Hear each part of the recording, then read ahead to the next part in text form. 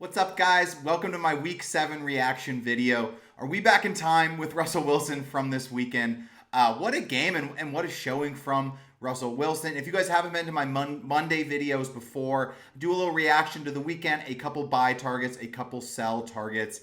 If you have a second, please like and subscribe. So many people are watching these videos, but such a high portion of you guys are not subscribed, and that really does help so much. Same with liking the video. So if you have 2 seconds of your life, it really means so much to me, and thank you guys for coming to the channel today. But let's get this video kicked off with my first buy coming out of week 7, and let's go to the night game. And dude, that buy is going to be George Pickens. I mean, you look at the guy's kind of catch chart from the last game, and it looks so different than it has earlier in the season. This is the reason Mike Tomlin made the QB change to Russell Wilson. Justin Fields was playing well, but he wasn't connecting on these deep balls, and Russell Wilson puts that little sky shot. Chris Collinsworth was all over it, man. They loved talking about it last night, but it really is true. Russell Wilson can unlock George Pickens, which is something they need for this team to actually go far into the season. But Pickens, 5 catches on 9 targets, 111 yards, and the touchdown. But some big plays downfield. I loved watching it, and I think George Pickens is now back into your starting lineups. He has that weekly upside with the Pittsburgh Steelers. They get the Giants next week, then a bye, then a tougher stretch of games, but they're still going to have to score points in all those games. And Russell Wilson looks like he's the upside Tomlin was looking for. So I'm buying George Pickens. Next guy I'm going to buy coming off his best game of the year as well, it's going to be David Njoku. I already talked about him as my Flex Friday pick on Friday for tight end, and he came through, dude. 10 catches on 14 targets. With no Amari Cooper, David Njoku is the pass catcher you want to own on this team, and it showed. Obviously, Deshaun Watson, you can think what you think about the injury and his play this year, but it's not going to be him the rest of the year.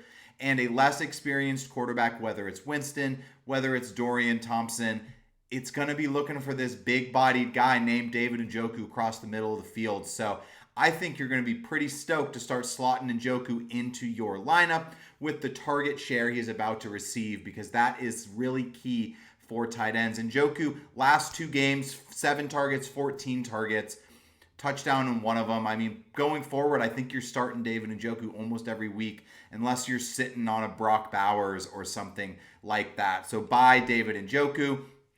And the last one, this doesn't have to do with his performance last week, but instead some really terrible and unfortunate injury news. Brandon Ayuk out for the season with that torn knee, and I'm saying you got to go buy Jaan Jennings again. He's been out, so people may have forgot about him. He may have been sent back down to your waiver wire, but Jaan Jennings has some upside now without Brandon Ayuk. Curious to see how Ricky Pearsall works in. I think he's worth a speculative ad as well. But Jennings, the one to want. Debo, obviously. Kittle, all these other players. But, when it comes down to it, I think Jaan Jennings could slot into your lineup as a flex wide receiver 3. He's going to be a part of that San Fran offense. And I think he's going to be worth the ad. If he's on the waiver wire, go get this guy to your team. Next portion of the show, we're going to move into some sells for the week. First one, going back to the San Francisco offense, I think it's time to sell Jordan Mason. We don't have the exact date Christian McCaffrey is coming back, but as soon as that date drops, Mason's value will plummet. Right now, he still had an okay game. He's kind of been declining a little bit, but someone may still want him, or you still may have time to sell him to the Christian McCaffrey owner. All of these things to say that I think now is probably the right time to get out on Mason, where he has a couple weeks of value left, because we don't know exactly when CMC is coming back. But the signs are tending to point that McCaffrey will be coming back at some point, and that offense has been longing for CMC. You can tell it. They have a losing record, man. They need Christian McCaffrey, and if he's back and healthy, Jordan Mason will be back to the bench. Although I still think he's going to be a little involved, but his value only goes down once CMC comes back, which seems obvious, but it's just a good reminder to everyone out there that this is a move you should be making. The next 2 sells, I'm going to do them together. Basically, it's a group of 2 players that were maybe thought of to be in more of a split backfield, But now that the starter has really started to dominate, I think you can lose hope that these guys are going to be playable. Move on unless you're handcuffing your starter. And that's going to be Zach Charbonnet and Braylon Allen. Let's start with Braylon Allen. Since the offensive play caller change for the Jets, Breece Hall has dominated snaps. Braylon Allen is not seeing the field anywhere near to the snap rate he was to start the season.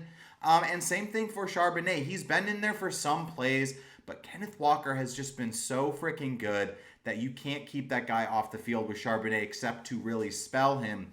So I think at this point, unless you are specifically handcuffing Breece Hall or Kenneth Walker, I would much rather use that roster spot to pick up someone with a little more upside or someone that I'm going to need to plug into my lineup during these bye weeks. Jaan Jennings, a perfect example. I would definitely drop those two players to go get someone like Jaan Jennings on my team. But thank you guys for tuning in to my week 7 reaction video. Couple buy targets, couple sell targets. If you have any specific questions about your team, please hit me up in the comments below or follow me on Twitter, chat with me there. I love talking fantasy. I'm here to help you guys win your league. So thank you guys for tuning into the channel. Like and subscribe, and I'll catch you later this week.